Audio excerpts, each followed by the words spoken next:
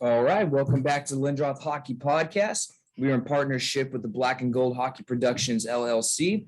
You're here with co-host, father and son duo, Andrew and Jim Lindroth. Dad, how you doing today? I'm doing great, Andrew. Excited for this guest. I think some of our listeners are going to know who this gentleman is, especially if they're in the hockey world, but many listeners won't. I'm excited because this guy's got the greatest story of working in the world of hockey. So I don't want to spoil it. Go right into the intro. Yeah. Andrew. So today we're excited to have with us today Jeff Twohey. So Jeff began working as a scout in the OHL for the Peterborough Petes from 1980 until 89. He was then promoted to assistant GM and assistant coach, serving that role for 4 seasons. And then in 93 was promoted to general manager for the Peterborough Petes. Jeff went on to spend 17 years as general manager. During that time with Peterborough Petes, he has won 3 AHL championships along the way until he received an offer he couldn't refuse as he packed his bags to work as a scout for the Arizona Coyotes from 2010 until 2012. He later then returned to the OHL and spent 2 seasons as the GM for the Oshawa Generals, and then returned to the Arizona Coyotes organization to work as the director of amateur scouting from 2014 to 2019. Lastly, he returned to the OHL one final time as a senior advisor for the Kingston Frontenacs, and then from 2019 to 2020. It was a mouthful, but he has got quite the resume, so we are very excited to have on Jeff Twohey today. How are you doing today, Jeff? I'm doing well, guys. Thanks for having me. And you know, Andrew, when you go through all that, I was feeling pretty good. Now I just feel old. That's true. Yeah, but what a hell of a resume to have. So Jeff, obviously we're going to start for our listeners back, and we did a little bit of homework on you. So you're a defenseman, and you're playing in high school, and you get hurt, and because of that injury, you missed the draft in the OHL. Is that correct? Yeah, you know, I grew up in a small town, guys, first of all, and was very passionate, loved to play. And, you know, I was not a high end player by any means, but played with guys on our teams that went on and played in the OHL and on to pro. But, you know, I was working and I was hoping some way that I might get drafted. But Christmas of my draft year, I got hurt. And, you know, I had to miss the rest of the year, and then I couldn't play the following year. So my playing career was pretty much over. Now, you know, whether I would have been good enough to ever get drafted or play in the OHL, I don't know. But the injury took that opportunity away from me. And that's kind of when I started focusing more on, you know, trying to find my way in hockey when I couldn't do it as a player.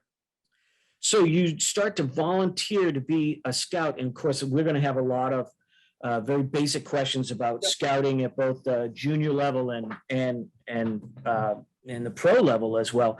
But so you do a little scouting, but you contact Dave Dryden at Peterborough because you don't live too far from there. If I remember, you're from Sudbury, I think. I'm from Lindsay, which is, I went to school in Sudbury, but Lindsay is about a half hour from Peterborough.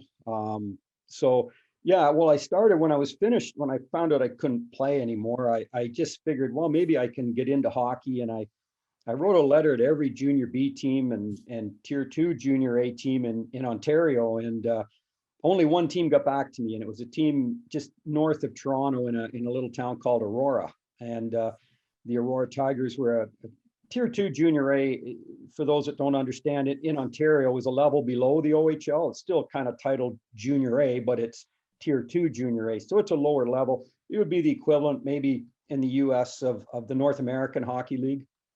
So yeah, they took a chance on me as a young kid. I was only 18 and you know, running around trying to find them players. And then I went to school in Sudbury, Ontario, which is up north, northern Ontario. And when I was up there, I realized that Peterborough didn't have a scout in the north. And I reached out to Dave Dryden, who had just taken over Peterborough as the coach and general manager, who's obviously, for those that don't know, is Ken Dryden's brother, and asked if they needed any help. And surprisingly, he got back to me and said, yeah, we could use somebody up there. And the fact that you've been working in tier 2, and I'd worked hockey schools, you know, from a young age as well. I worked at Bobby Orr's hockey school, and when it closed down, I worked from day one with Roger Nielsen at his. So I had hockey school experience. I had tier 2 scouting experience. So Dave gave me a chance in Sudbury, which, for those that aren't aware, Sudbury is Northern Ontario. It's cold up there. And, I didn't have a car, and I got an opportunity with the Petes. So, getting around to games was a challenge, but I did it. And so I'll be forever thankful that Dave Dryden gave me that opportunity in Peterborough. And then Dick Todd, who took over as when Dave Dryden lost his job in Peterborough, Dick Todd took over and really kind of gave me an opportunity to gain more experience and become more involved. So didn't get rich doing it, but certainly loved it. It's something you have to have a passion for. And I did. I loved it. I never complained. You had to take a bus or hitchhike to a game, whatever it was to get there. I did it. So Jeff, two follow-up questions. Number one is, and you just said it, you got to have such a passion for the game, and you do. And, for the early part, like you said, you did this, for no money. What is it about the game of hockey that's so special and passionate for you? That's a good question. I don't know. I grew up, obviously, my family were not huge hockey fans, but, we always had Hockey Night in Canada on a Saturday night because there wasn't much else out there to watch. And when I was growing up, there wasn't a lot else to do. We played on outdoor rinks. We played road hockey in the spring and the fall. I mean, we were always playing. And I grew up with a couple of guys, Dave and Don Maloney, who were longtime NHL players. Don is the assistant GM of the Calgary Flames now, played for the New York Rangers. His brother Dave played for the Rangers, was the youngest captain in the Rangers history, and is a broadcast guy now for the Rangers. So they were kind of idols of mine. They were older than me, and that's where I first got introduced to the OHL. The first time I went to a game in Peterborough, they were playing the Kitchener Rangers, and Dave Maloney. We went to see him because he was a family friend, and I just love the history of it. I love the characters. I love the friendships that you build from it. I love being part of a team, whether it was a small part as just a kind of part-time scout like I was back then, just feeling part of a team. I love going into places that I'd never been, and into rinks and meeting people and watching young players play and seeing young players progress and the challenge of trying to project where players can get to. So I think it's all part of it, but it just started. Hockey was something that, I can remember clearly when I was a young kid, every Friday, I would go downtown and you could get the hockey news, and I would read it cover to cover, and I would, I read everything I could read. I was a fan and I loved it. I loved playing. And if I couldn't make it as a player, then the next best thing was to be part of a team in another role. So you're 18 years old, and I'm sure there's different levels of scouting, and we could talk about this a little bit later. But so as 18 years old, you're a volunteer scout up in Northern Ontario. What do you do? Like, do you have to prepare a report? Is it just stats, or is it just, hey, here's a list of players? Yeah, well, I was going to university at the time too, so I had to go to school, and you kind of would get they have central scouting in the Ontario Hockey League, so you would get a list early in the year of who the projected good players were and where they played. So up north, there'd be teams listed that these are guys that are good players on these teams. So I would run out, see them, and then write a report up, and then at the end of the month mail all my reports in, because back then we didn't have computers. So you'd write them out by hand, and you'd mail them all in, and you would start making your list, and we'd sit in on meetings as you got closer to the draft, which back then in the Ontario Hockey League was always the first weekend in June. So you'd go through meetings, you'd talk about the players, you'd get to know the coaches, try and find out what you could about the players. But the great thing about doing what I did, first of all, I never thought it was a burden. I loved it, but I didn't understand it at the time. But I started making a lot of contacts, because you're out at games as a young guy, and you're meeting people, and you're trying to find out things, and your network really starts to expand, which becomes very crucial to you as you move up in scouting. So long-winded answer, but watch games every chance you could, do reports, try and project where these kids could get to, and try and find out as much as you could about them. So if we were going to draft them in Peterborough, I could say, hey, this guy's a good kid, or I've heard bad things about him, or whatever. So, it's not rocket science, but you've got to put the time into it for sure. So you get your business degree from the university, and then, you start climbing the ranks here. Did it ever occur to you that maybe the possibility that Peterborough was actually kind of molding you while you're at the university and moving up the ranks, and now you get your business degree and, you get your credentials? You know where I'm going. Yeah, well, it's funny because back then the OHL now is a big business. Every team, they've got staff, marketing people, they've got business people. But back then the teams were all small. The staffs were small. And I remember when I was done school, I went to Dick Todd, who was running the Petes, and I said, listen, like, any jobs you don't want, I'll do. Like, if you can give me an opportunity, I'll do whatever you want me to do. And remember, he said to me, we just don't have anything. We don't have a budget. We don't have any room for you. And I got an opportunity. I got an interview in Kingston. The Kingston Canadians at the time interviewed me for an assistant general manager's position. I was so excited, and they called me a week later and said, no, we don't have any money, so we can't bring anybody in. So instant disappointment again. And I'm thinking, I don't know what I'm going to do, but I'm probably going to have to enter the real world. And I was working at Roger Nielsen's hockey school, and Dick Todd called me in the summer, and he said, listen, our trainer just quit. We don't have a trainer. So would you like to be the trainer? Now, you couldn't do that these days. These days, obviously, you got to be qualified. So I was not qualified. Yeah. I taught myself everything I could about injuries and how to sharpen skates. And I became the trainer, but I was also scouting. So I was probably the only scout trainer, combination in the league. But it's a different time now. I mean, but just to give you an example, like, I learned how to take stitches out, which is not a big deal, but we had a team doctor at the time. He's like, listen, somebody gets cut really bad, just stitch them up on the bench. I'll show you how. You stitch them. I said, that's one thing. I'll draw the line there. I'm not going to stitch them. And the other thing I learned was, if you don't know what's going on with an injury, fake it, put ice on it. Wait for the doctor. Wow. Yeah. Give him some Tylenol. Yeah. But it was great because I wasn't much older than the players. And so I spent a lot of time with the players, and I think it gave me a really good kind of ability to read players and, their moods and how things affect them, and kind of learned it from the ground up. But just to take it further, as I said, at that point, there was 3 people that were with the Peterborough Petes. There was Dick Todd, was the coach and general manager. We had a secretary, and me. And we had Jacques Martin, who's recently was assistant coach for the New York Rangers. He was a part-time assistant coach for us, and he taught part-time. So as a trainer, I was scouting, I was doing the training, I was selling ads, I was finding billets, I was doing press notes. I mean, but that's just the way it was, So, and again, when I took over there, it was easy for me to tell the staff, it's like, listen, there's nothing you guys are going to do that I haven't done. So, Yeah.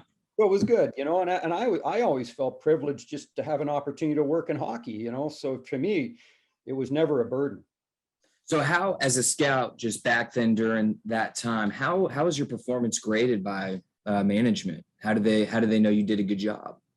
Well, you know what, Andrew, I was really lucky because I had the time when I first started. I wasn't married, and I had nothing else to do. And so whenever the Petes weren't playing, I was on the road. And I figured out early that it was important to go places that other people didn't go. And I came up with some players, and I don't know if you'll remember any of them, but we came up one year with a goalie in the 4th round that was playing junior C hockey, which is about as low as you can go. His name was John Tanner. And he came right in as a 16-year-old and was an impact goalie, and went on. He played in the NHL for a bit for the Quebec Nordique, but I think I got credibility early. Found a guy, Jason Cullimore, who won the Stanley Cup with Tampa the first time they won it. Yep. Same thing, playing in a low level. We took a chance on him. If you can get lucky, as I did, had some of those players not turned out, they very easily could have come to me and said, listen, just worry about training. Let us do this.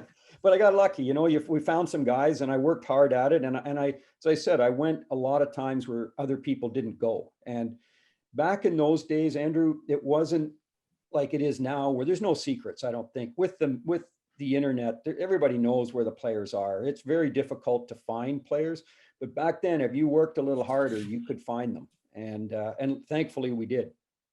So considering then just those first 9 years as a scout in the OHL, who was the most talented player you came across? Well, in that time frame, maybe Mike Ricci.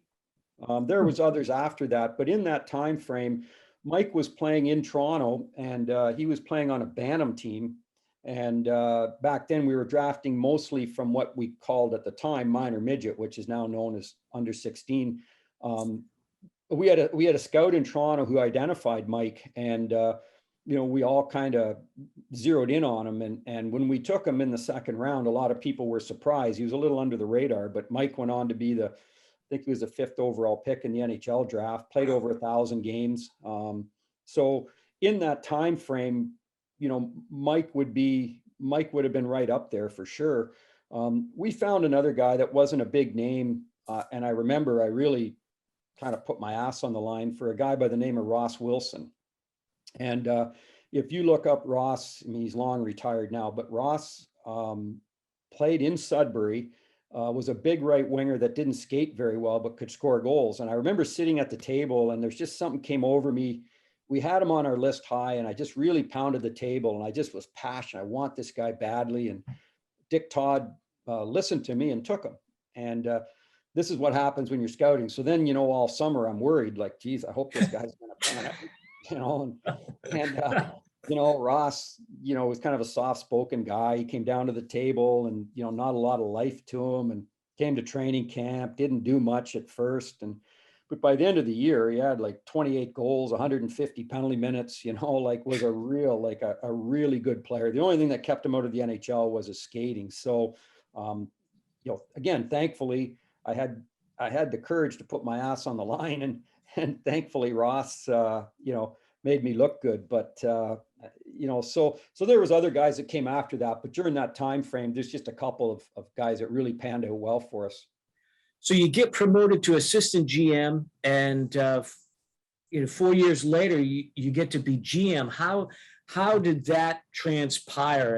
And were you surprised to get the GM spot, or was that something you were kind of hoped for, or maybe you were groomed for? I don't know. Well, after we won an OHL championship in 1989, and I think the ownership here in Peterborough kind of knew that, I didn't want to be a trainer the rest of my life. And I think maybe it's just my ego a bit, but I think they were worried about maybe losing me, that I might have gone somewhere else just to be focused strictly on the hockey part. But they came to me and offered me the opportunity to be the assistant GM, assistant coach, actually. And I jumped on it. And so I did it, coached with Dick Todd and was his assistant for 4 years. And then he left to go to the New York Rangers as an assistant coach. And so now we needed a coach general manager. And I was kind of kicking around in my mind, am I going to be a coach general manager, or am I going to be just the general manager? And the ownership at the time felt that the business is starting to grow, and we think it's important to have a guy just as a general manager to focus on that, the coach just focus on coaching. And although I hated to give up the coaching part of it, I realized that I could be a better general manager than a coach. And so I knew when Dick Todd left, I knew it was going to be me. It's just whether I was going to be coach GM or just GM. And I think that was the right decision for me, just to be the general manager. And then, as you said, I did it for the next 17 years. Yeah, so we had mentioned off the air, Rob Murray, he's here in Tulsa as the coach and general manager. So he signs the players and stuff as well. So no, he's not. Well, that's a question we're going to ask Jeff. Right. So he's not general manager, but he's director of players. Basically, he's like the general manager, but I'm assuming in the East Coast League, a general manager's job is more of a organizational part, and Rob just takes care of all the trades and transactions. But so then as an assistant GM and assistant coach, How did you balance both of those jobs? I mean, it's like two different jobs, right? Yeah, well, you know what, Andrew, you spend your days, you start to get into a routine of, making sure you handle both. I had to do pretty well everything Dick Todd didn't want to do. He gave me all the nice fun jobs, finding billets, selling advertising, all that stuff. But the coaching was the most important. So first thing I do is go in, get practice all set up, ready for him. And then, there'd be scouting stuff we'd have to take care of. We had other scouts get their reports, maintaining our list, worrying about kids in school, how they're doing. Everything was just every day. Like I used to come home, especially when I was general manager, and my wife would say like, what do you do all day? Like, you must just sit around. Like, what do you do? And I would say to her, it's like, you know what? I'm not really sure what I do, but I'm busy all day. Well, I mean, a big thing we haven't talked about, but in junior hockey, one of the major responsibilities is making sure these kids go to school and maintain their marks and because that's a responsibility you should take on when you bring these kids in the Ontario Hockey League. They leave home at 16, and they move away, and the parents are trusting you to look after the kids. So that doesn't sound like much, but it's like having 20 sons all in high school, and making sure how they're doing, and if they need extra help or if they're screwing up at school, how do you deal with it? But you have to take that responsibility seriously. So they're busy days in junior hockey for sure.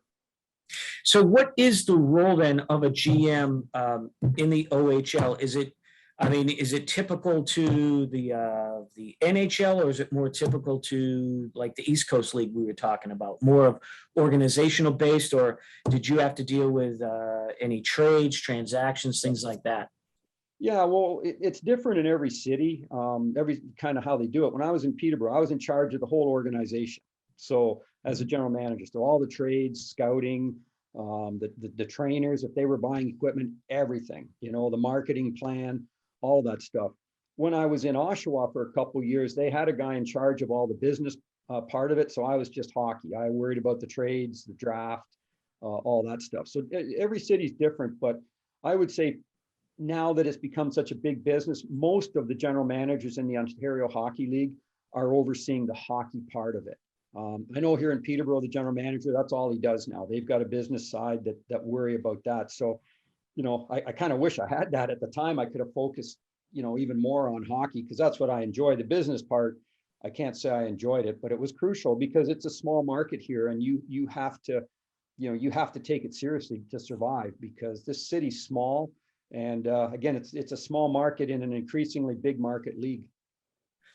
So did you have any pressure or have to take any notes from ownership of how to deal with a team? We had Jim Thompson on a couple of weeks ago, and he owns his team, and he's very big on having the right players for his team. He says you'd rather take character over talent, at least at this point in time, and it seems like he's making the GM and the coach really keep tabs on the players. I mean, if they're smoking even a little weed, he wants them off the team, things like that. What has been your experience with that type of thing of, like you said, looking over 16 to 18-year-olds? Well, first of all, initially when I took over, the ownership here were fine. I mean, they allowed me to, we had a really good culture here. So I was allowed to, just continue the way, and I believed in the culture and how we did things with school and conducted ourselves off the ice. And near the end of my time here, the ownership kind of changed. They brought in some different people that wanted to be more involved and thought they should have a say in, what type of players we were going to draft and everything, which obviously led to my demise. But end of the day, it is a huge responsibility. And I can't say over the 17 years as a general manager or 30 years in Peterborough, we didn't have some kids with issues, whether it's alcohol. That was primarily the biggest concern because, it's the drinking age here is 19. So some of these 16-year-olds look 19, and alcohol was something that they could get. And that was usually my biggest concern. Secondly, you worried a lot about girls. and, you know, how they conducted themselves with girls. Not that there's never a problem. We used to tell them, hey, nothing wrong with having a girlfriend, but, you know, first of all, if it takes away your focus, it's an issue. Or secondly, if you're not respectful, it'll be an issue. So those were most of the concerning things. Now, I think, you know, near the end of my time as a general manager, there became drug testing that the league did. So, you know, you had to be careful that, you know, kids weren't getting into anything they shouldn't. Sometimes they did it unknowingly. You know, they would consume something, you know, they didn't know had stuff in it that was prohibited. So those were innocent mistakes. I think something like marijuana is easily accessible now too. So, you know, whether kids got into that, I didn't see it much when I was a general manager. I think it might be more prevalent now in society in general, which doesn't make it right or wrong, but I didn't see a lot of that. We were lucky in Peterborough. We had a lot of really good, hard, committed kids. And if you didn't buy in, we generally moved you, you know, like there were certain expectations we had, and we would try and, you know, make sure kids understood what the expectations were. And if they didn't want to buy in, then I figured out pretty early you weren't going to win with these guys. So we just generally moved them on.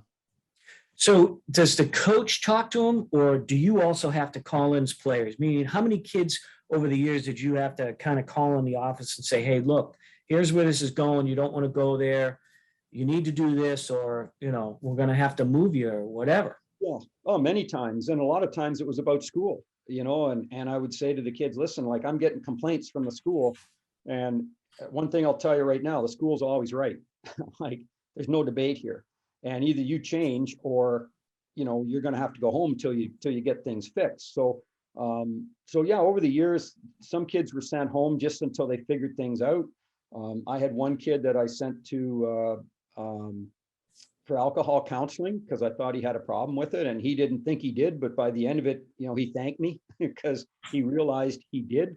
But to answer your question, I historically would leave the off ice rules kind of to the coach, as long as he understood what kind of parameters I wanted.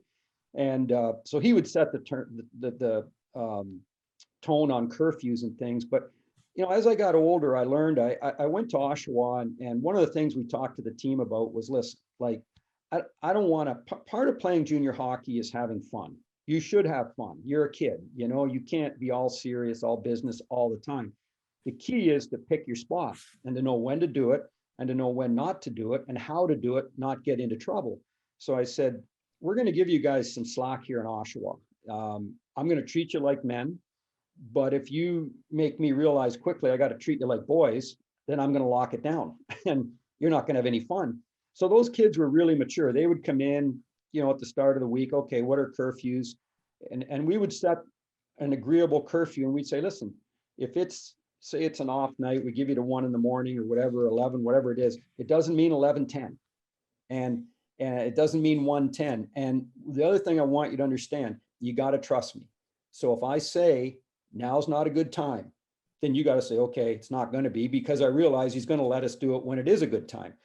But we would educate them too, again, on alcohol, you know, on drugs, on girls, you know, how to not get into trouble, be respectful, all those things. So we tried to set the tone so that they would know how to have fun without putting themselves in any kind of jeopardy. And I'm really proud of those kids, those 2 years in Oshawa. We didn't have any issues, and you know, they respected what we wanted to do, and they had fun, because if you don't have fun, you know, there's no need for you to want the season to keep going. Like, this isn't fun anyway. So if we get beat out, we get beat out.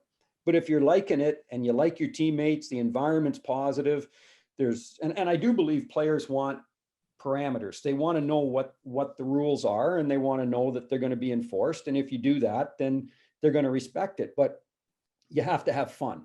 You know, any team I ever had that won a championship, those kids had fun, but they knew when to do it and how to do it. So, because, hey, you're only a teenager once. So, you know, junior hockey comes with enough responsibility that you should be allowed to have fun, again, when the time is right and in the right manner. And so, just speaking about your time as a GM at the Peterborough Petes, when you had to split your workload as, you know, doing all the business transactions, but also even dealing with the players and other business things, did you have to spend like 50-50? I mean, all the player transactions and trades and then the rest of the business. I mean, how were you able to balance that out without feeling like you're putting too much priority into one thing instead of the other? Yeah, I would delegate more of the business than I would the hockey part. So, we'd have a meeting every Monday with the business people. We only had a small staff too, but I want to know where the season ticket sales are at. Where's the advertising at? Okay, you got the rest of the week, get at it. I'll be spending every day on hockey. I used to go to them and say, okay, what's the marketing strategy? Like, how are we going to sell it? And if they didn't come up with something, I would, just because I always kind of thought I had a bit of a feel for how to sell it, but you got to let people do their job. So I was not as involved in the business as I was in the hockey part, because obviously that was more of my expertise, but I still had to oversee it and make sure that people that were in those positions were doing their job. So before we move on to your time in Arizona organization, one last thing here with the Peterborough. So, you win a championship in like 95, 96, and again in 2005, 2006, somewhere around there. When you win that, obviously you celebrate, everybody's happy. But is the next season more stressful, or you're like, hey, we won a championship, we're going to do the best we can, but the pressure's off, or is the pressure on even more? Well, it's even more. And when I first took over as general manager, and you guys got your facts pretty well right, but I was part of 4 OHL championships, and I don't know why everybody says 3, but it's 4. League Prospects has at you at 3. Yeah, so. but it's 4. Cool. 89, 93, 96, and 06. Okay. Yeah, they're missing 93. Yep. So in 93, I was the assistant coach, assistant general manager, and that's when Dick Todd left. And we had kind of leveraged our future a bit to try and win that year. And we won the OHL championship, lost in the Memorial Cup final. But after that season was over, we lost Chris Pronger, Corey Stillman. We lost almost everybody. And now I'm the general manager. So I'm looking at the roster and I'm like, boy, well, so we had just won. And within a month, I think, of the season starting in Peterborough, my first as general manager, we had a new coach by the name of Dave McQueen, who was a really good coach, but he was learning. Within a month, and I still have it, I got a petition from the fans wanting me and the coach fired. And this was probably 5 months since we just went to the Memorial Cup, and I had nothing. I lost pretty well everything, and so I still have it, and I still know the names that are on that thing.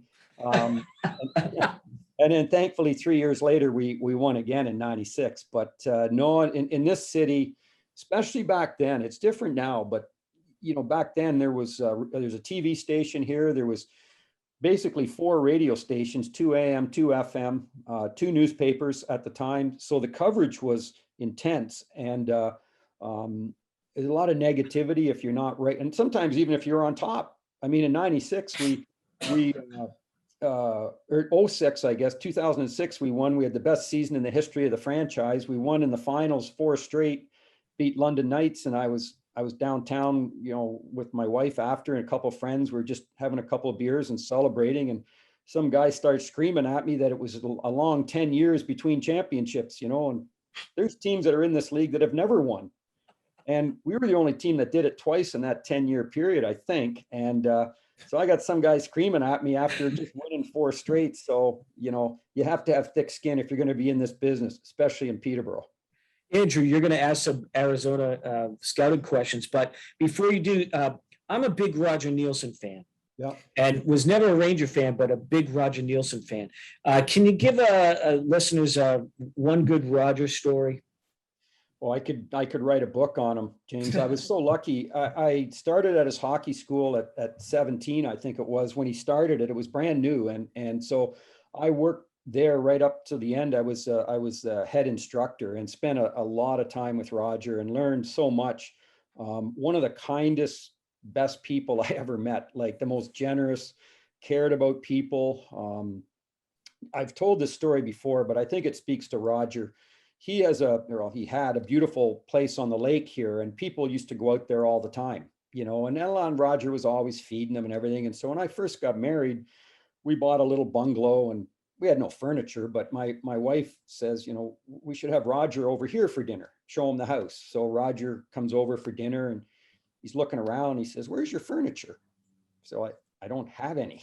I don't have any money. I got to cost me enough just to buy the house. So he didn't say anything. And the next day he showed up in his truck with a trailer on the back full of furniture that he wasn't using. And all of a sudden I had furniture. But that was him. And he was probably one of the foremost hockey minds ever, but would share information with anybody. And, he would share it. And we were so fortunate because in between jobs, Roger, he lived here in Peterborough. He would always come with us. If he wasn't working, he would come with the Peterborough Petes and be on the ice and practice. He'd go to games with us. And he influenced me probably more than anybody in hockey. And I'm one of many people he influenced, but just the hockey world lost a very special man. And I was fortunate. I was one of the people he invited when he was inducted into the Hockey Hall of Fame. And my wife and I went, and that was pretty special. We did it with Chris Pronger as well. So that's pretty special when you get to share that with these guys. But Roger, just an unbelievable person and great sense of humor, cared about people. Like I said, he influenced me a lot, primarily on how he cared about people. Nice. So you, after, I hope I'm getting now my facts right after the elite prospects is you guys are good. everything off. So you spent 17 years as general manager, and then you became a scout for the Arizona Coyotes. So what was there anything eye-opening or any huge differences between being a scout? I mean, I know it's obviously different from leagues as well, but just with the times, I mean, what were the main differences when you became a scout again? Yeah, there was a lot of differences. And all my years in junior, I was a little bit arrogant. I thought scouting in the NHL is easy because you just go to one game a day, maybe two. Whereas in junior, you could be at a tournament for, 12, 14 hours a day, watching kids all day, freezing. I said, anybody can do one or two games. But when you get into it, it was different. Like, because I had to start going to places I'd never been, into the Quebec League, into the Western Hockey League, into the USHL, into Europe, and then you got to meld all these kids together. So I got humbled pretty quickly. And even just trying to figure out how to do your schedule. So if you were out west, like how far away were certain cities? Could you get to a game here today and another one tomorrow somewhere else? How to make it work? So it was humbling. It took me probably a year to get a good feel for, how to do it. And obviously the stakes are real high there. And, you can't draft and develop is so crucial at the NHL level. There's so much more pressure on you to not screw up. And obviously sometimes you're going to, but you got to dig in, you got to know these guys. So it was humbling. I was really fortunate. I after 30 years in Peterborough, they fired me in 5 minutes. And then I was so lucky. I didn't know what I was going to do. And Don Maloney was running the Coyotes at the time and offered to bring me in there. So it was good. I learned. Keith Gretzky was the head scout at the time and very experienced. He's the assistant GM in Edmonton now, but Keith has a really good, idea how to scout. And I learned a lot from him. And then, so I got better as it went, but I thought I knew everything about scouting. And then I found out pretty quickly the NHL is a different animal than the OHL. Yeah. And so I know that my father kind of asked this earlier as far as the schedule and how, you went about your scouting back in the OHL days, but was it kind of similar to the NHL? I mean, I always think of scouts as pretty much like freelance workers. I mean, that's how you'd be based on your performance, right? You go out and try and find the next, talented player. So was it kind of the same at the NHL? Did you have to kind of sit down and go, I got to travel here and there? Or was the team kind of like this week you're going to Europe, this week you're going to USHL? I mean, how did that work? Yeah, for the most part, I could do my own schedule. There were certain events or certain times they'd come back to me and say, hey, we saw your schedule. We prefer you go here, rather than this. Or, I see you're in Ontario this week, but, we would like you to go out west because there's certain guys there we'd like you to see. Or, keep this part of your schedule free because there's a tournament in Europe we want you to go to. So, and when you hadn't done it before, when you first go to Europe, I mean, it's hard because the time change and you're trying to adjust to it and you got to work. And after you've done it a few times, it gets easier. But I mean, I didn't have to worry about time changes too often in junior hockey, but up there you do. And you know, you go into the Western League, I didn't know a lot of people. I knew some, but you got to try and make new contacts and build your network again. So yeah, it was a combination, Andrew, I guess, to answer your question. I could do my schedule, but sometimes they would come back and just ask me to change it and go in a different direction, which was all good. So to follow that up then, how far did you, I guess, have to plan out your schedule for them to have to come and say, hey, change this week? Or, I mean, was it monthly or? Usually they wanted you to do a month in advance so they could review it. And then, you know, just to make sure they knew where you were going. And like I said, for the most part, they didn't interfere, but there were certain times that maybe there's certain players that I wasn't aware of that they wanted to find out more about. So they'd say, hey, go to, you know, Drummondville, Quebec or something rather than Kingston, say. And that's what makes at the NHL level, that's what makes scouting work, is communication, so that, you know, the staffs communicate among themselves and among the director of scouting. That's the key. And you know, there was good communication there, but that, again, it was a learning experience for sure. So you go on to be GM at Oshawa for 2 years, and then you're back in Arizona, but this time you're director of amateur scouting. So what is actually the amateur part? Is it just being juniors, or are you tackling a pro league like the, you know, USHL or even the East Coast League? Yeah, well, first of all, I don't know where Elite Prospects or whatever gets their information, so it's not your guys' fault. But I was the assistant director of Okay. scouting. So a guy by the name of Tim Bernhardt was a director, and again, maybe one of the best scouting minds that I've ever met. I've known Tim for a long time, so he was in charge. I was his assistant.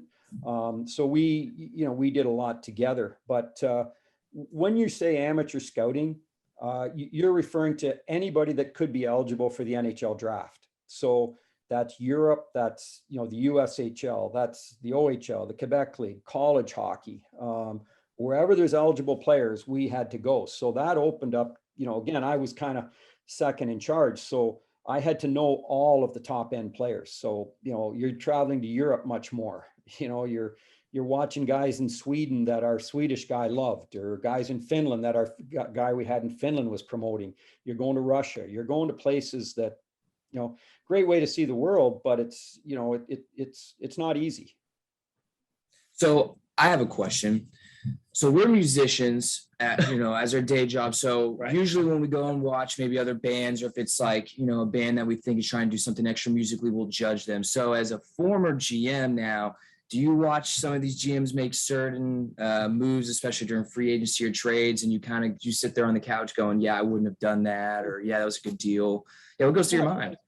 I've been directly involved in it, and I'm also a fan, you know, so I watch what guys do. Like I'm still, I mean, listen, I'm no spring chicken, but I'm still trying to learn. And, you know, I watch some of these moves that sometimes these GMs make, and when they make them, I'm like, I wouldn't do that, you know.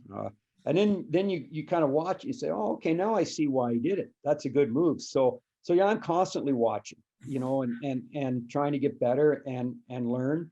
But again, I'm a fan, you know, so I like watching. I like seeing what happens for free agency. I like watching the draft. Teams move up, move down.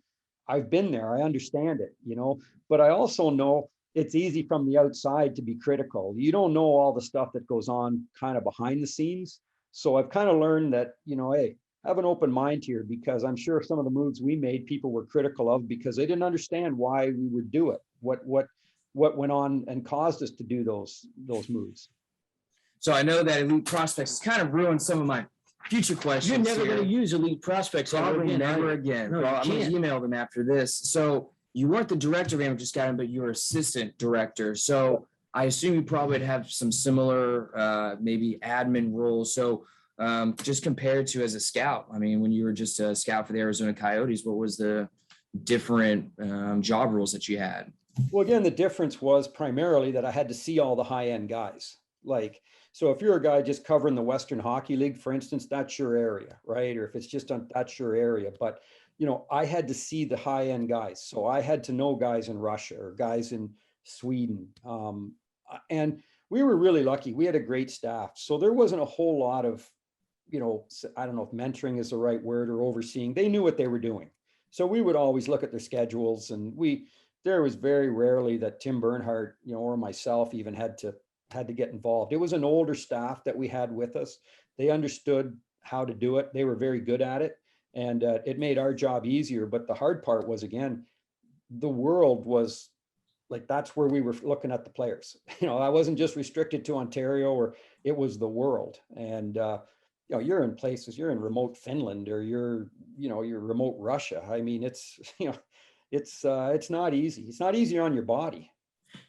How hard is it to kind of manage all of the scouts? I mean, a lot of the scouts at the NHL are, I'm assuming, I'm going on just my recollection, former coaches, former players. You got some guys that are highly respected, like a Tom McBee, and he's, making some recommendations, and, you might not agree with it. Does he just kind of file the report, say what he thinks, and leave it alone? Does sometimes he's like, hey, why don't you listen to me? I mean, I'm sure there's a lot of respect there that you'd have to. There has to be. You have to respect your people, and we respected people in their area. So, for instance, if we had a guy in the Western Hockey League, he had seen a guy in the West 10 times and just loved this guy, and we had gone in and maybe seen him twice, and we didn't see it, but we had enough respect for our guy that you can't say we've seen him twice, so we know better than you who've seen him 10 times. So we would respect our people. And I learned when I first left the Coyotes, I spent a lot of time with analytics people, kind of picking their brains. And because I was kind of curious as to whether someone like myself, who's kind of old school, if there was still a place for in hockey in the analytic world. And one of the most people that I respect the most in analytics is a guy by the name of Cam Lawrence. And he said to me, as much as analytics is important, he said, if somebody is pounding the table, aggressively wanting a player, passionately wanting them, you have to listen. When there's that much passion, you have to listen. So we always listened. We always respected the area guys. I mean, there was times when you're sitting at the draft and there might have been a guy in the 7th round, for instance, and like, well, I'll give you an example. We drafted a goalie in the 7th round a couple years ago in Arizona named David Tendek. And our Western scout, a guy by the name of Glenn Zacharias, was pounding the table. And we hadn't seen him because he just wasn't a real priority leading up to the draft. We took him in the 7th round, and the Coyotes signed him. So when you get a 7th round pick that gets signed, that's pretty significant, and again, that was us being smart enough to listen to a guy that knew him well and knew him probably better than we did, so that's part of it. You can't be in charge of scouting and think you've got it all figured out. You have to have good people with you, and you have to trust them and listen to them. And I mean, you can't always agree with them, but if you have trust in them and they know their areas as they should, then you have to listen. So part of your story that I didn't want to skip over, I wanted to make sure to ask this question. So originally, when you were a scout with Arizona, you had left for the opportunity to become general manager of the Oshawa Generals. And when you had left it, they had said if you ever wanted to come back, you would have a job and everything. So after 2 years, you came back, but then you got a promotion essentially when you came back. So how did that kind of work out? I've never heard of anybody quitting a job for another one and coming back and getting an even better position. Well, he was good at what he did. That's Yeah, what clearly, happened. so. Yeah, no, I got lucky. It doesn't happen, and it was Don Maloney again in Arizona, and he gave me permission to talk to the Oshawa Generals. They had approached me, and I wouldn't talk to them without Don's permission. And he said, yeah, go ahead and talk to them. And I went back to him and I said, Don, I didn't like how it ended in Peterborough for me. And I think I want to go back and finish this, right. And Oshawa is only 45 minutes from Peterborough where I live. And so he said to me, he's like, yeah, go do it. And he said, but if it doesn't work out, you can always come back. So I was like, wow, that's a nice safety net. You don't normally get it. And I think maybe you guys are aware, but Peter DeBoer, who coaches Las Vegas Knights, he was one of the owners of the Generals at the time, and Adam Graves as well. They were the ones that kind of recruited me to go back there. And there was a third owner by the name of Rocco Tullio. And after my first year, both Adam and Pete kind of divested themselves quite a bit of the team, and Rocco was in charge, had primary ownership. And he just had some different ideas than me and how it should run. And I went back to Don and just said, I don't think this is going to work out. And he said, great, come on back and I'll give you a promotion.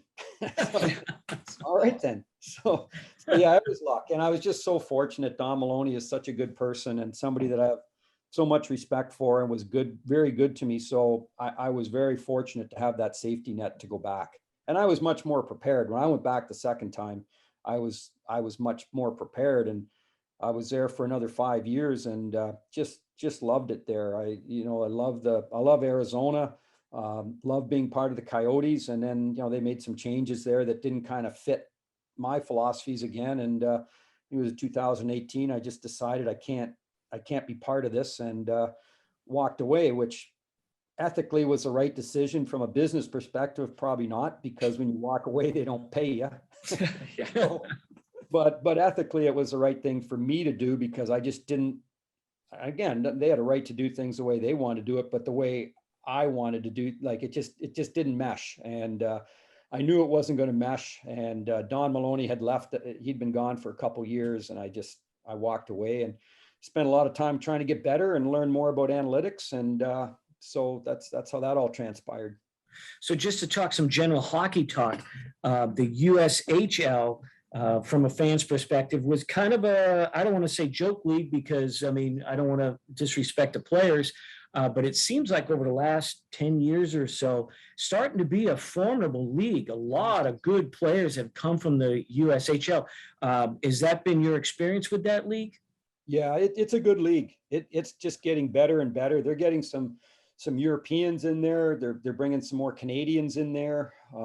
Canadians that may not want to play major junior up here because they want to get a scholarship. So they're going down there. So it's a very good league, and those fans are passionate. I mean, I've been to pretty well all those rinks in the USHL, and you go to Iowa or Yeah. places like that. I mean, those fans are passionate, and I love going into those buildings because they got to sell the game, and you learn a lot of marketing things when you're watching those games. But the hockey is good. The buildings are good. It's a very good league. Obviously, the U.S. Development team, both teams play in that league too, because they recognize that that's a good league for those kids to play in. So, answer the question, it's a very well respected, good league, and you could see this year. Part of it may have been COVID related, because the Canadian Hockey League didn't play a lot of games, and the USHL did, and they had a lot of players drafted this year. They might have anyways, but I think COVID kind of helped them because they were playing and scouts could see those kids. So that league and the people that run it deserve a lot of credit. And put on your GM hat here, Andrew, you know a little bit more about this as well. Kind of an interesting situation with Montreal. Why don't you ask the question? We just talked about it before we came on. Yeah, so their 31st round pick, and with all that happening, I mean, what kind of goes through a general manager's mind through all that as well? I mean, and for the listeners, the kid who was going to be drafted said, "Don't draft me because I got a little bit of trouble with this and that when he was a minor and a girl minor, whatever." But Montreal, 31st overall, drafted him anyways. Yep. So yeah, what's kind of your thoughts on that? Well, again, it's easy to be critical because I think initially that's your first reaction. I felt bad for the player because he didn't ask for this. I mean, Montreal's one of the hockey media capitals. Like, he didn't ask for this. And having said that, you can't forget about the woman that was victimized in Sweden or wherever it was too. I mean, there's a victim here. There's a player that made a terrible mistake. I don't know what led up to it. I had said going into it, there's no way anybody will draft this kid, because it had happened the year before when Arizona took a player, and it was the same thing. There was tremendous off-ice issues, and it got to the firestorm led to the Coyotes renouncing his rights and just walking. That's right. Last year. Yeah. The kid lost his scholarship at North Dakota and was basically out of hockey. Now, having gone through that once, I never thought it would happen a second time. I'm a big fan of Marc Bergevin. I don't really pretend to know what went into it, why they decided to do it anyways.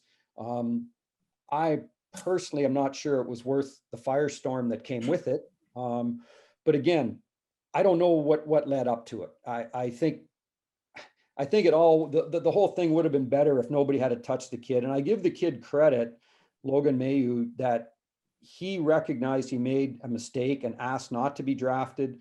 He felt that he needed another year to improve himself and to kind of show that he was worthy of being drafted. So I give him a lot of credit. Now, obviously, he was directed and coached, but still, to take yourself out of the draft and ask not to be drafted, that's very significant.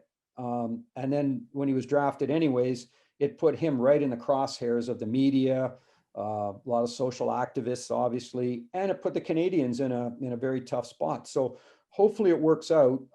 My initial reaction was really disappointed because I'm a Canadians fan, but I got to temper it because I don't pretend to know what went into making that decision. Right. But initially, I was shocked. I did not think that would happen. Yeah, so with the firestorm that obviously came about it, like you were talking about, do you think that maybe at some point Bettman goes and says something to the GM of Montreal, or is it kind of like just not being said about? Because a lot of people are asking about that, and if Bettman would come out and say anything, because obviously after Montreal drafted the kid, I mean, minutes later on all their social media accounts, they already had a message ready for it. So it was obviously, they knew what they're getting themselves into, but I'm curious if Bettman would step into this at all and maybe even just make a statement, but it looks like he's not. I'm sure he's had communications with the Canadians. There's a lot of talk now that to prevent this in the future, there's no mechanism in place for a kid to actually take himself out of the draft. You can say you don't want to be drafted, but they'll still take you. They have their ability to. So there's a lot of talk now that they got to be more like basketball and baseball, where certain players do take themselves out. I heard today about there's in the recent baseball draft, there was a player that was touted to go first, second round, and for whatever reason asked Major League Baseball to remove him from the eligible list, and so he became ineligible. That's certainly something that has to be looked at, because again, in fairness to the player, what he did was wrong. You can't justify it, but he did ask not to be drafted.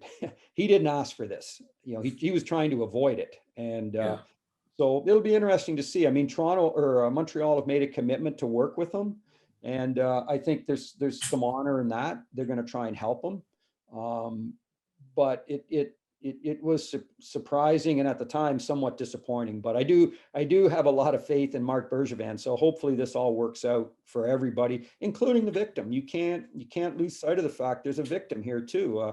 A young girl in Sweden or wherever he was playing. So that can't be forgotten either. Correct.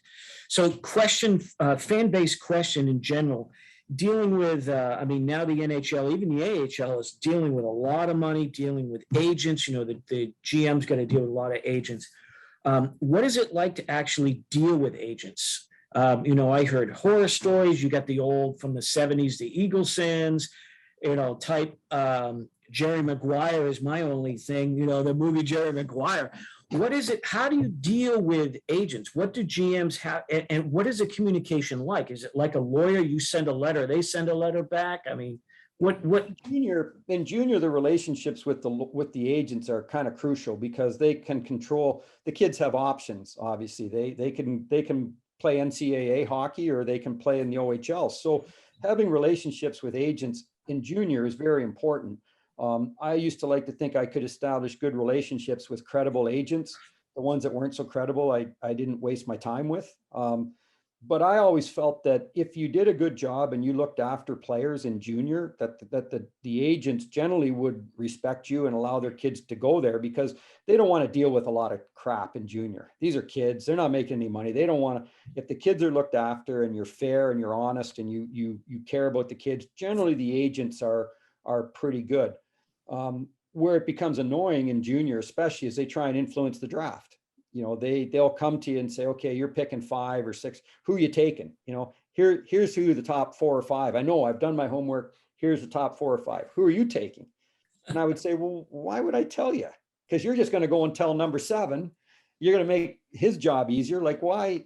Like, I would never do that. In the NHL, I didn't have to deal with them too often, but I think those relationships can be tenuous, because you're talking a lot of money, and you're you're negotiating, and you're negotiating hard. And sometimes players have to go to arbitration, and when you're in arbitration, you're telling everybody why this player isn't worth the money, so you create animosity. So at the end of the day, it's business at the NHL level. The good agents understand it. They're the ones that maintain relationships. They get it. Some of the ones maybe that aren't so credible, they take things personally, and you probably don't want to deal with them anyways. So surprisingly though, in junior, you do deal with them a lot, and those relationships are very important in junior. Yeah, so I'm always curious too. I mean, you see on Twitter and from these insiders, a GM kicking tires on a certain player. And I don't know how much you can relate to that at the OHL level, just given the different levels there. But, what is it, those conversations like, kicking the tires about a player? I mean, is it a GM calling another GM just saying, hey, how's your day going? Yeah, by the way, I am interested in so-and-so. So what would that even take? I mean, so what are those casual conversations like? Yeah, that's one of the things that's important, whether you're in junior or in the NHL, is you gotta be communicating all the time with the other GMs. You got to know, you got to have a feel for what's going on. And sometimes just through those conversations, something happens that you didn't even think. You might catch a general manager in a moment of weakness. He's like, I've had enough of this guy, I'm going to move him. And you're like, well, I'll take him. And if you didn't make that call, you wouldn't know. But they're calling each other all the time. And and I think there's certain players, from what I understand in Florida, what I saw, like Bill Zito, the GM, he was talking to Buffalo for months and months about Sam Reinhart. So that those were, he had identified him, it looks like, from what you read, as a guy that they really wanted, and zeroed in on him. And it was a long process to get it done, but he stayed on it. And so sometimes the calls there's a purpose to them. Sometimes there's no purpose. You're just calling, and things fall into your lap. And sometimes you just talking about families. Nothing comes out of it. But you have to pick the phone up. You have to talk to guys. You have to stay in the loop as best you can. And it's time consuming, but you have to do it.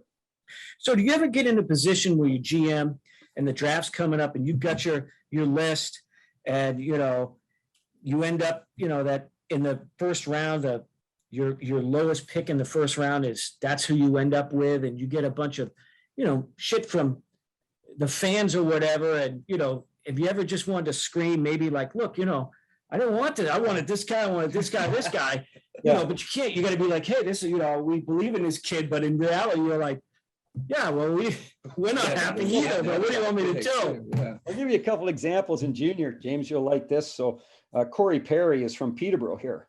And so naturally, when he was in the draft, he was a player we really wanted, but he went, I think, 6th overall to London.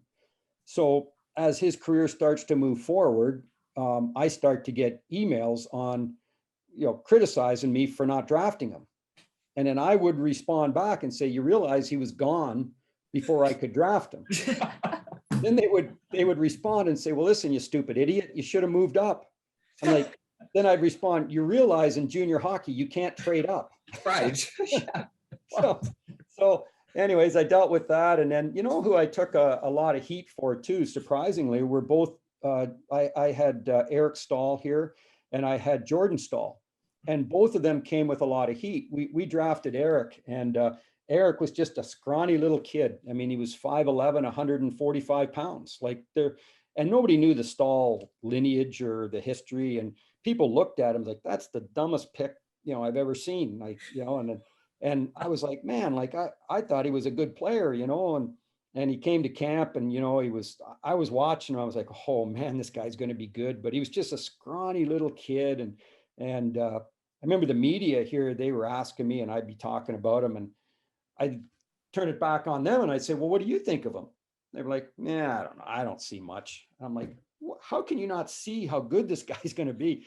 So anyways, Eric panned out to be an exceptional player, and obviously, and then 3 or 4 years later, we drafted his brother Jordan, and I got heat again. Oh, you're only drafting him because he's a Stahl. The only reason you're only drafting him because he's Eric's brother. I was like, you realize I'm picking him 3rd overall. Like, I don't do favors at number 3.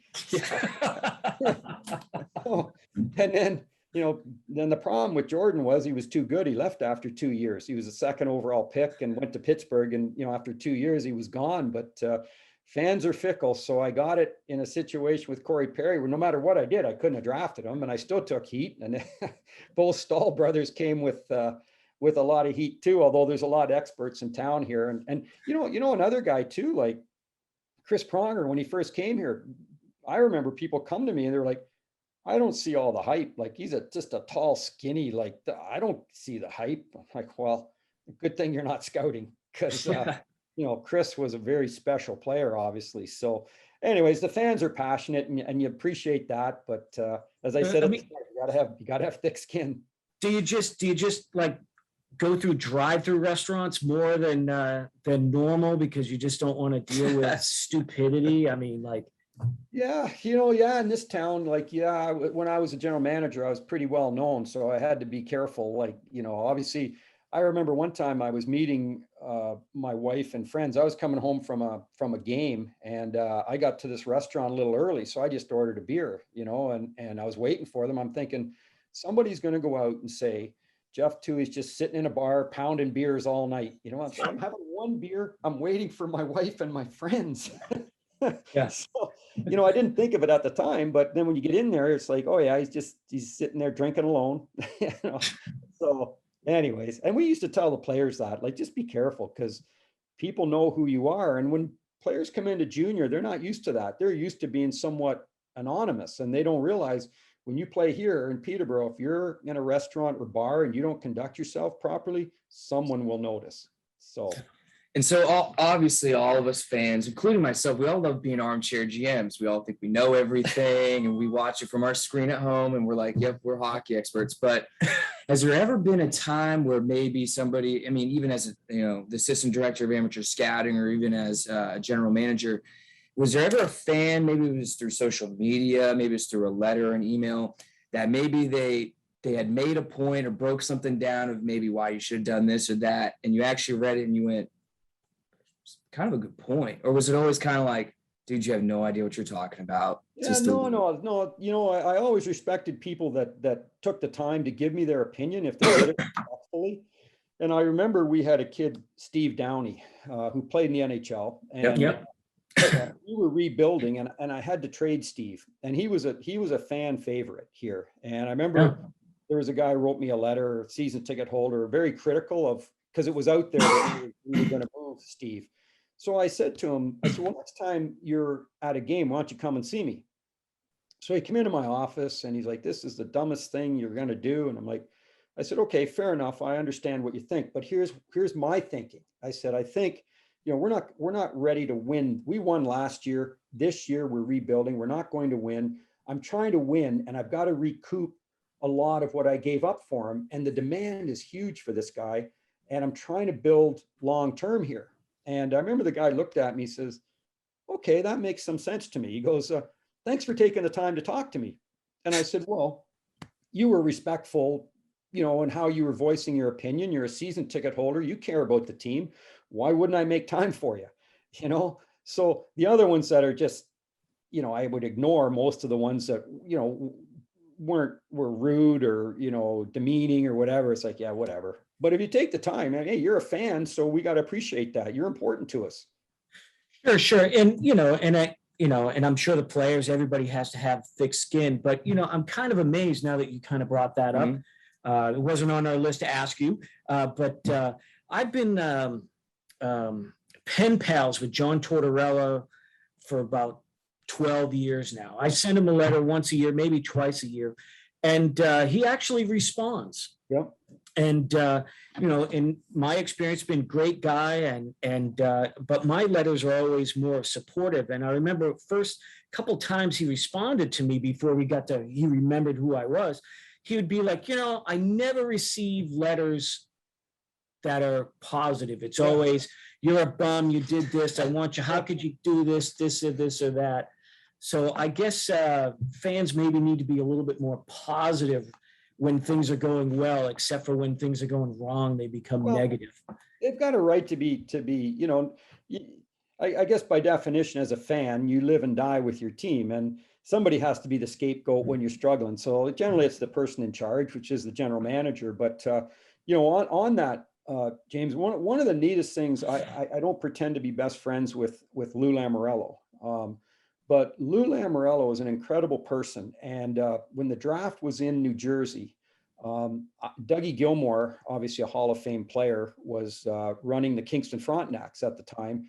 And I was having breakfast with him, and he took a phone call, and he put his phone down, and he said, "Hey, that was Lou Lamoriello." And he said, I'd asked him if I could see the Prudential Center in New Jersey. I'd just never seen it. I played for him, but I played at the Meadowlands, or whatever the rink was called. So he said, "Lou's going to give me a tour. Would you like to come?" I said, "Hell yeah." Like, Lou Lamoriello's going to give Doug Gilmore a tour, and I can tag along. So I went, and Lou gave us a tour top to bottom. So at the end, I thanked him, obviously. And when I went home, I'm like, man, that was the day before the draft. And for him to do that was incredible. So I sent him a thank you note. I just said, "Hey, Mr. Lamoriello, I really appreciate that. Thank you very much. It meant a lot." And 2 weeks later, he sent me a card thanking me for sending him a card. So, I guess it doesn't cost anything to just be appreciative and let people know. And so he appreciated that, and I've just never forgotten that. So the good ones in the NHL, I'll give you, just if you have a minute, I'll tell you another story about a quality individual. When I was in Oshawa, we had Scott Lawton, who was a first round pick of the Philadelphia Flyers. And generally when these guys go to camp, you don't hear from the NHL team until maybe the day before they're coming home. Somebody calls you from the organization and says, "Hey, the player will be home tomorrow." Like, okay, you don't hear anything the whole time. So Scott Lawton went to Philadelphia, and within 2 days of him being there, Paul Holmgren called me, and just to give me an update. And I was like, "Oh, that's great. Thanks. I didn't expect it, but thanks a lot." 2 days later, he called and said, "All right, here's where we're at." And I'm like, "Man, this is the general manager of the Philadelphia Flyers, and he actually cares." So the final time he called me, he's like, "Listen, we're going to send him back. We're just working on the timing." And he said, "When do you guys open?" And I said, "Well, we start Thursday night in Peterborough." And line was kind of quiet for a minute. And he goes, "Ooh, that's a big game for you." I go, "Yeah, it's my first game back, in Peterborough." He goes, "He'll be in the lineup," and he sent him back, and I sent him a note, and I said, like, "I'll never forget that." And I said, "If the Flyers need anything from the Oshawa Generals, just ask." But I mean, again, it doesn't hurt to take a couple minutes, and I never forgot that. Paul Holmgren is still one of the best people I've ever met in hockey. So I try and pattern myself after those guys as best I can. Nice. And so just to kind of wrap everything up today, you worked as an advisor for the Kingston Frontenacs, is that correct? Yep. Okay. Do you still work for them? No. Okay. So what are you doing now? I'll tell you what happened.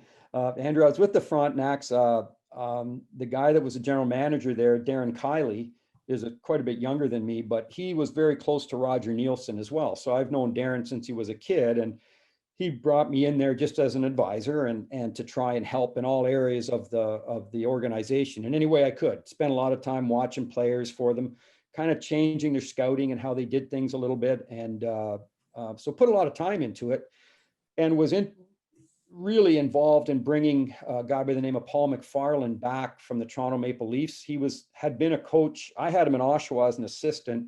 He went to Kingston as a head coach, and he was, at the time, was the assistant coach for the Toronto Maple Leafs. And he decided he wanted to be a head coach. So worked really hard to bring him back into Kingston. So we got that deal all done. He left the Leafs on good terms. Everything was set. We had a really good draft. And then for whatever reason, they just decided to fire Darren Kiley and give that role to Paul McFarland as well, which wasn't going to fly for me because, Darren was such a good person. He was tight with Roger, and, I couldn't stay there. So wasn't doing anything this past year, but I'm pretty confident I'm going to be back, scouting at the NHL level in the fall, because this past year there was no hockey in Ontario. So nobody was, people were laying people off. They weren't hiring, but I think I'm going to be back at the NHL level scouting, doing what I love to do, and being part of a team again. So I'm well rested. I've spent a lot of time reading, and I've got two grandsons here in Peterborough. They're just little guys, but they keep me busy. But I'm looking forward. The one thing about COVID, as I said somewhere else, it really made you appreciate hockey. When you didn't have it, and just the ability to go to a game, and not even the game as much as the social part of it. We lost that, and so to get back at it is I'm certainly, I'm going to be even more appreciative than I was before. So I'm looking forward to watching the OHL get back playing, and watching these young players and being a part of it at the NHL level. So yeah, I'm pretty confident I'm going to be back doing it in the fall, and really excited about it. So, and by no means are you at the end of your career, but coming from the story that we've told here over the past hour or so of being the trainer to the guy that helps put the press notes together, to where you are and what you've done in the game of hockey.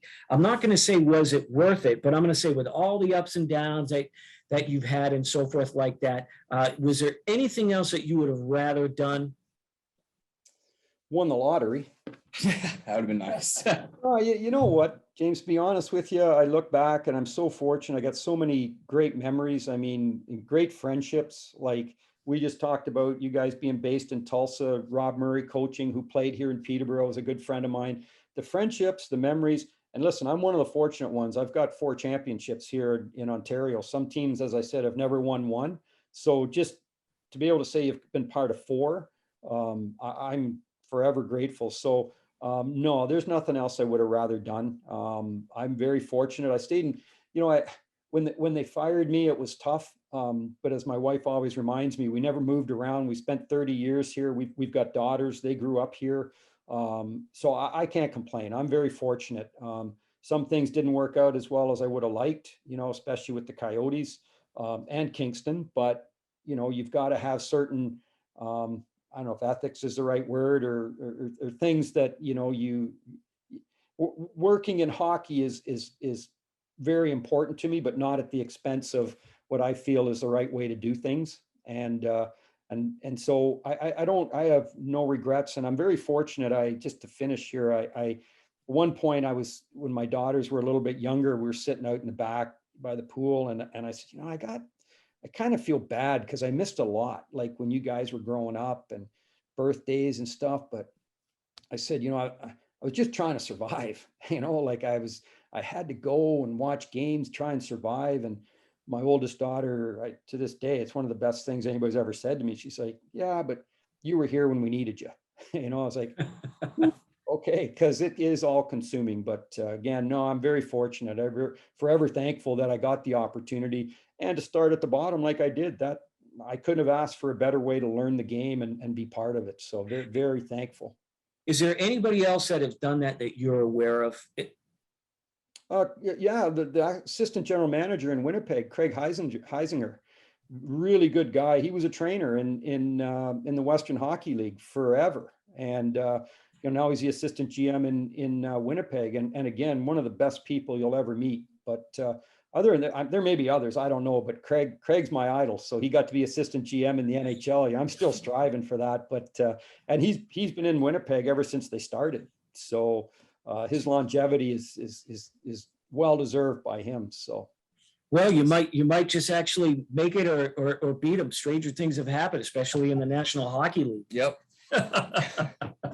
Well, yeah, it's great. I mean, the business, there's so many good people, and he's one of them. But that's where I feel fortunate too. Just met so many good people, and I stay in touch with a guy like Chris Pronger on a regular basis, and we have a lot of guys that came through here that are police officers or teachers, whatever. We stay in touch, and it's amazing. Junior hockey, you could be separated for 20 years, and when you get back together, it's like you were never apart. And I'll give you an example of how junior hockey works here. On the weekend, Mason McTavish was drafted by the Anaheim Ducks 3rd overall. He plays here in Peterborough, but his dad played here as well. And so I sent his dad a good luck note, on Saturday morning or Friday morning, just say, hey, good luck with Mason. I don't think you'll have to wait too long. And he said, yeah, thanks a lot. He goes, look who's with me. So Sean Hines was there, who played for San Jose Sharks for a little bit, and another guy by the name of Brian Gendron, who never played pro, but those guys met in junior. And to this day, they were all together for Mason's special draft day. So that's pretty special when you see those relationships. And like we talked about Rob Murray, I could call Rob Murray now and we'd start laughing about things that happened in junior. So to have that is very, like I said, I'm very fortunate. Awesome. Well, Jeff, we're very grateful of your time here. I know that we're over time, but it was well worth it on our end. Hopefully you had a good time. I did. We just fan-based questions, we're not the insiders, so we appreciate you hanging in there. As you guys know, I'm never short. There's no shortage of words from me. I'm passionate about it. So anytime I can talk is great. I appreciate it. I thought I was talking to two guys in Boston, but it's Tulsa. So yeah, it's Tulsa of all places. You don't get a chance to talk to people in Tulsa too often. So don't think I don't appreciate it too. I do. So thank you for having me. Awesome. Well, we'll say goodbye off here. I'll pause this, but we just want to, again, just thank you for being on our podcast. What a fun interview. Yeah, well, it was different, man. That's why I know that as we're talking right now, I'm going to release the Paul Carnathan episode with the referee. So between him and between Jeff Twohey, man, the fans are really getting a good background, of what it's like behind the scenes at all the professional hockey league levels, man, not just the NHL, AHL, I mean, even all the way to and juniors. The one constant is the respect, the professionalism that we're running across as fans as we're delving into the hockey world per se.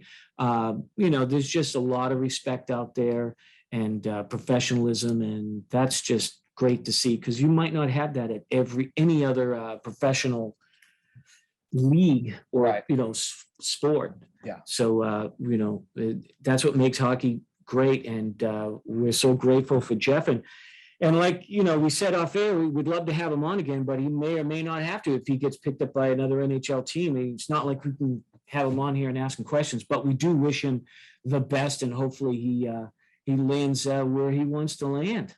At least we got him on the show beforehand, because man, he's got some great stories. Kind of sounds like he kind of knew but didn't want to say anything. And we didn't want to pressure him. Yeah, we didn't want to pressure him, but it sounds like he has something lined up. So I'm kind of we'll follow him and we'll see how it goes. And it's all part of hockey history. And like I said, his time as GM in Peterborough and all the players that have gone through and everything else. So it's hockey history, and it's great to have. But we're running long.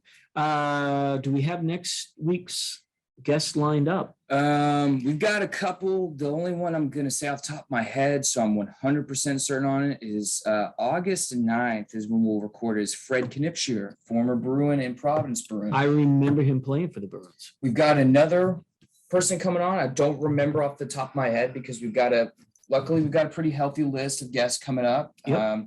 But just keep an eye out, and Yep. hopefully you guys enjoy these next episodes, especially the ones that are not players. Right. And it's not easy to book these interviews, especially when you're on different time zones and everything. Yeah. It's a lot harder than You think? what it is. Maybe some podcasts should have us on talking about being podcasters. That's true. How's that? Yeah, that'd be great. All right. Thank you, everyone. All right. Episode what? 38. 38. Have a good day.